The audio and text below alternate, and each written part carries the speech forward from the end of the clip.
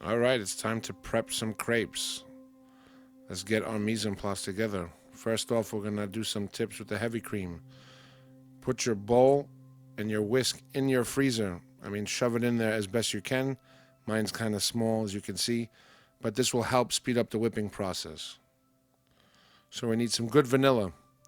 All right, I like to use this organic one. It's much stronger, the extract, much more flavorful.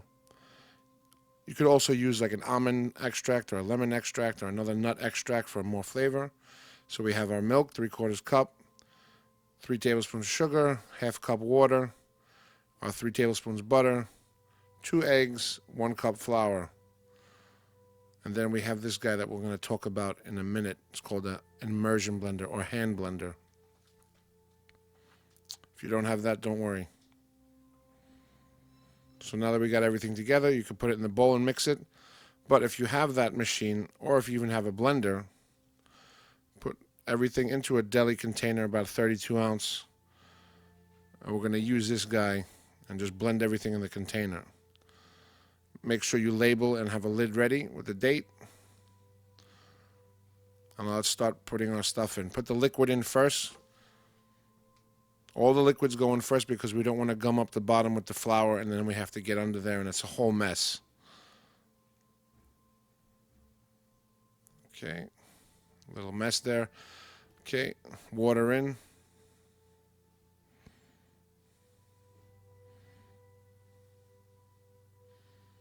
Get our melted butter. Remember, just have it melted room temperature. You don't want it to be hot.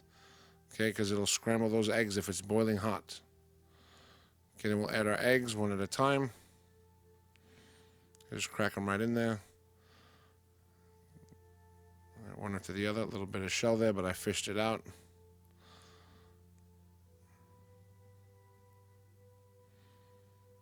All right, then we gently add our flour in. Don't just dump it in because you don't want to have it poof all over your face. Okay, then we'll add that sugar on top. I put 2.5 tablespoons. You could put a little more if you want it sweeter, but I think it's sweet enough, especially with the filling. Now, make sure you use this guy on low, and you don't turn it on until it's in the batter, okay? Because everything's going to go everywhere. So lightly buzz it, turn it off, and mix it in between. So as you see, I'm going up and down. I'm actually mixing the flour with the liquid ingredients, and then I have the blending on now on low. Okay, you want to make sure you get all the sides, and this will really incorporate your ingredients really good.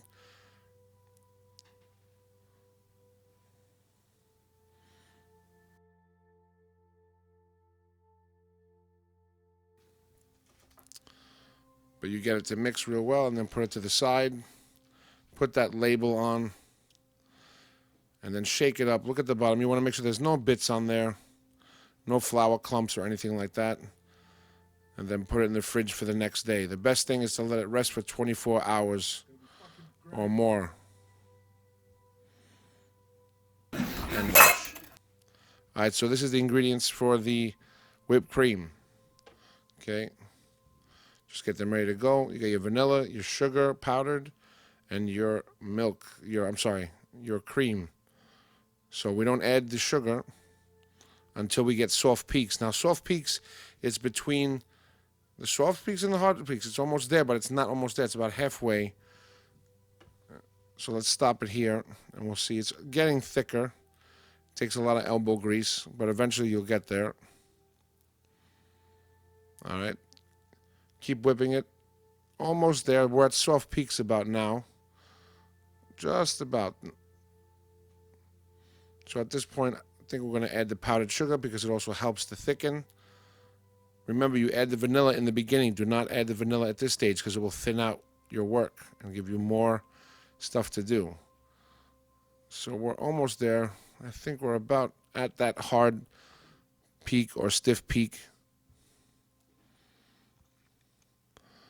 But you don't want to overmix it. Now you see how it's standing up straight by itself, like a mountain? That's what we're looking for. Okay, you don't want to over whip it because you're going to get butter. The milk solids will separate. But that's another lesson, which is actually a fun lesson, but you definitely need an electric mixer for that one. You don't want to churn butter by hand with a whisk. It takes forever. So a little quality control here. Get a nice strawberry for tomorrow's lesson. Let's give that guy a taste. And once you use this kind of whipped cream, you'll never use the canned stuff again. Oh, it's dope. Oh, yes, it's very good. So you know when whipped cream is ready. If you look at it, you see. You also got to do one of these things. See? And if it doesn't fall on your head, it means it's ready. So let's get our blueberry sauce ready to go. Just going to put everything in one pan. Remember to roll your citrus before you juice it. I'm going to get 1/4 cup of juice from this fresh orange. These are navel oranges that were on sale. Okay, now we're just going to put everything into one pot to make it easier. Put our orange juice, our cornstarch, our sugar, and then we're going to put our blueberries in. Okay, so this is for the blueberry sauce, or blueberry kind of jubilee.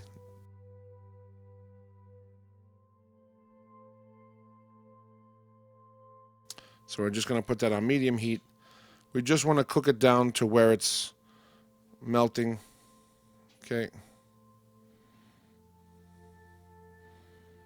You don't want to put it on high heat. You don't want that butter, the sugar burning to the bottom. You just want to incorporate it well enough that they start to cook down. And once these guys start to simmer a little bit, you turn them off, and as they carry over, cook in the cooling vessel, they'll get nice and perfect, and they'll set up. So don't think it's too loose. When sugar and cornstarch like that cools down, it gets thicker. So don't think it's too loose or too liquidy. All right, get in there, leave the container out until it cools before covering it and putting it away.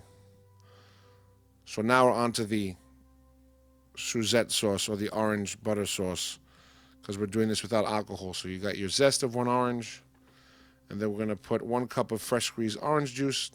It's okay if you get some chunks in there, just make sure there's no seeds.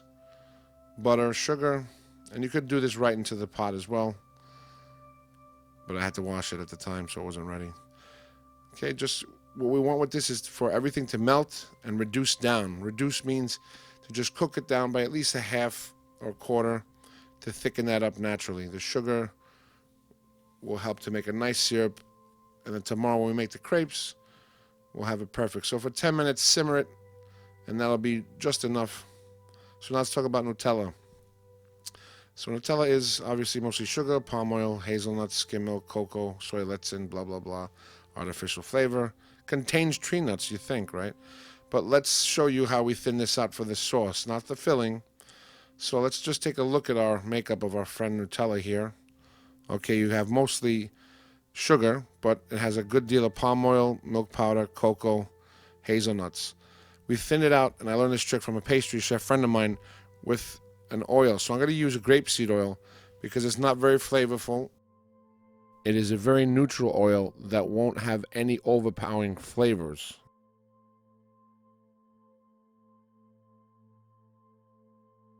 And this is for garnish, not for filling.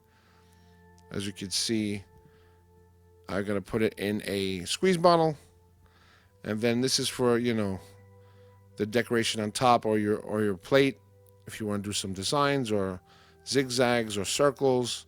As you can see here, if you would do this with regular Nutella, you would not be able to squeeze it out of the bottle. So this is a way to get that going. Okay, now our Suzette sauce looks pretty good. We got the orange and the butter melted nice. It looks very liquidy, but as it cools down, it will become more syrup-like. All right, so now our team for tomorrow is set.